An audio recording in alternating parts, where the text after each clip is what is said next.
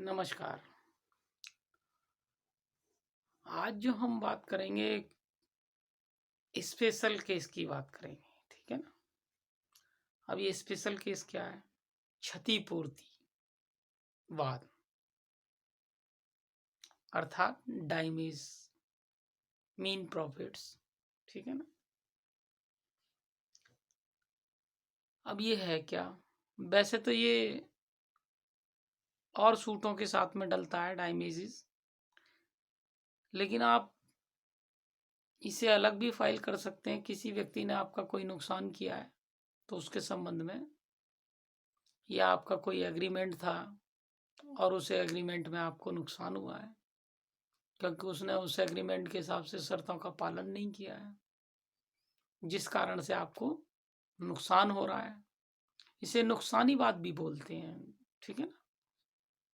अब जब वो नुकसान हो रहा है क्योंकि दोनों पक्षों में समझौता था और दोनों पक्षों को उन्हीं शर्तों के हिसाब से काम करना था और एक पक्ष ने वो शर्तें नहीं मानी है, जिससे आपको भारी क्षति हुई है, ठीक है ना?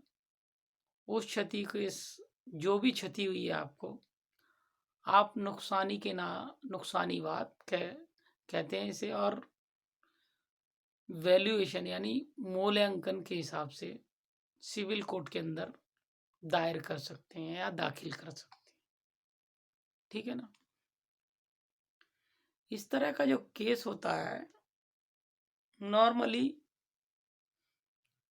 लोग करते हैं। अधिकतर केस इसी तरह के फाइल होते हैं क्योंकि ना कुछ तरीके से लोगों को नुकसान हो जाता है, और जब वो नुकसान हो जाता है तो लोग नुकसानी बात सिविल कोर्ट में दायर करते हैं।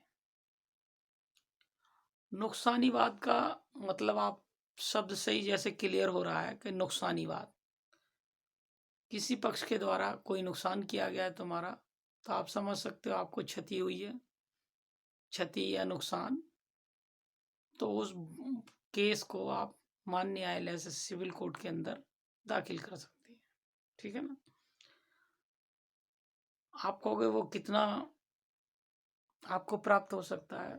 उस नुकसानी बात के संबंध में आपको जितना भी नुकसान होता है, जितने भी रुपए पैसे जैसी भी आपकी, लेकिन यहाँ एक चीज है कि हर संपत्ति के मामले में उसकी वैल्यूएशन के हिसाब से, क्योंकि ज्यादातर सिविल में एक सिस्टम है, हर चीज की अपनी एक वैल्यू है, ठीक है ना?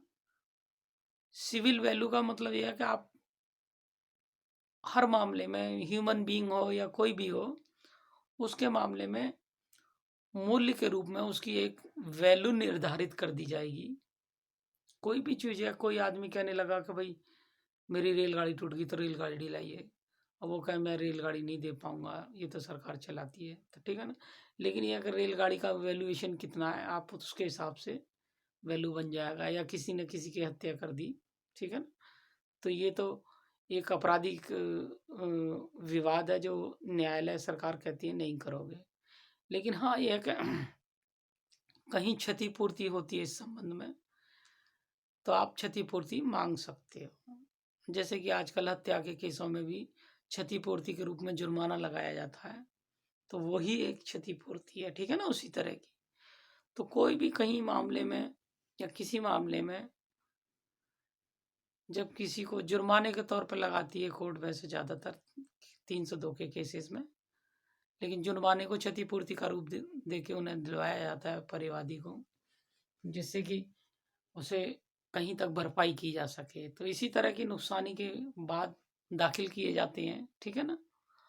और उनके अंदर कोर्ट फीस भी लगती है, जितनी आपकी वैल्यूएशन होती है उसी हिसाब से आपको कोर्ट की जुरिडक्शन यानी मूल्यांकन बनता है। उसी हिसाब से जिनके यहाँ जाएगा वो सुनेंगे, और फिर सिविल लिटिगेशन के हिसाब से उसकी प्रॉपर सुनवाई चलेगी, ठीक है ना? जब प्रॉपर सुनवाई चलेगी तो प्रॉपर ढंग से उसका हिसाब बनेगा। और जब वो डिग्री होगा, ठीक है नहीं, डिग्री होने के बाद भी वो अपोजिट पार्टी आपका पैसा नहीं देती तो उसका एग्जीक्यूशन अथवा निष्पादन याचिका फाइल की जाएगी, ठीक है ना, निष्पादन पिटीशन। और निष्पादन पिटीशन के बाद आप समझ सकते हैं कि आप उस रुपए को प्राप्त कर सकते हैं मान्य न्यायालय के निष्पादन पिटीशन के द्वारा। नमस्कार।